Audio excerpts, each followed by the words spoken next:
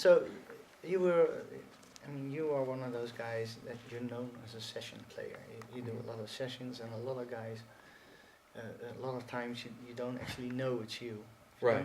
Anything cool lately that we should know it's you? Let's see. Recently, Avatar 2 and 3 is coming. Okay. Let's see. Stuff that's coming out right now. Transcendence with Johnny Depp. Mhm. New movie coming. The new Helen Hunt movie Ride is coming soon. I just finished that. The last ones that were out would be Percy Jackson's Sea of Creatures. I play a TV show called Continuum on the Sci-Fi Network in the U.S. and it's very, very big in Canada. I think it's over here too. And a lot of different international artist records, like Lim Hohenil is a very famous Korean singer, and the singer who won the Italian Voice, we just did that, and I don't know, it's just a bunch of stuff, man. There's always a lot of stuff going on, you know.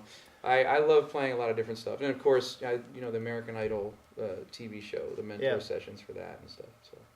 Cool. So tonight, you're like the place where now you should feel like a fish in water. Yeah, this is it. I go, guys go, you wouldn't, are you nervous about tonight? I'm like, I'm nervous when I leave a recording studio.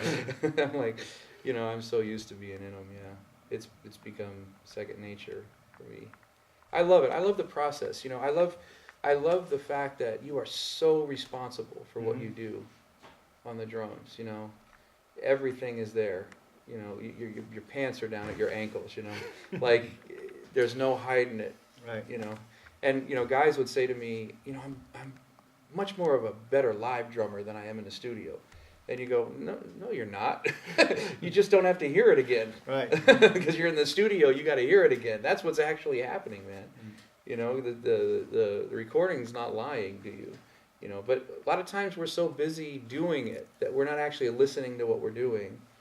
And that's one of the things that I'm going to talk about tonight is how to fix some of those issues where they sneak up on you. Because you're so busy doing it, it sneaks up on you, and you realize that it was never right ever, and that's what happens when you listen back is you feel like, oh my gosh, it's horrible, and those are moments that you're not listening to what you're doing until you go into the control room, but you need to do that here. Steve Gadd told me years ago, like that one of the hardest things he learned how to do was hear what he was playing when he was playing it. And it was a big lesson for me, and that's key. I mean, there's obvious things for doing sessions. You got to read great, you got to be able to tune the drums, and you got to know about mics and understand that we're capturing this performance, and we got to capture it. Where's the mic go? What makes a different sound? But even if all that isn't there, if the playing is there 100%. All that other stuff kind of falls in place a little bit, but there's a different understanding of playing. There's when the visual element is gone, and it just becomes audio. There's a big difference. A lot of things that drummers play are a visual experience. Right.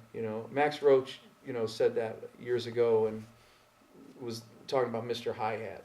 Like when he would play Mr. Hi-Hat, with the upside down sticking thing and all that. And he was like, man, that's mostly a visual experience, kid. Not a lot going on, but when you see it, it's cool. Right. And I see that in a lot of drummers now. That a lot of stuff is like, dig this, dig this, dig this. And a lot of it's visual, a lot of it's sort of drawing attention to themselves. And to be honest with you, a lot of it doesn't translate to tape. A lot of that busy sort of power chop thing, it just comes off as kind of a busy mess in a recording. Right. And that's why some guys say, you got to play a lot less on a session. You don't have to play less, you just got to be extremely articulate about it. It's got to be executed very well, and it's got to be, the dynamics of it have to be there so it doesn't sound real busy. And there's a lot of things that I think, I can tell when a drummer does records when I see him live. Because it's hard to not play the same way. And when I see a guy play, I know immediately if he does records or not. A lot of guys play and I'm like, He doesn't do records. You know, it's Right. cool and it's great and it's fast and it's awesome, but It won't He's work not- in the studio. he's not Yeah. doing any records. Yeah. So anyway, but I love it. I love the process of recording and making music. And the best part, to be honest with you, is that if you have a great performance, it's there forever. Versus, you know, on a gig, it's gone. Like the people in Yeah. the room saw it and the band, you know, and it's a memory, but it's you know, we got it tonight. It's on the tape, you know. So good or bad, Cool. I guess. Well, we're looking forward to it. Well, thank you for Thank you having very me. much for your time. My pleasure, man. Great And seeing you. It's been a Sure. while. Yeah. Yeah.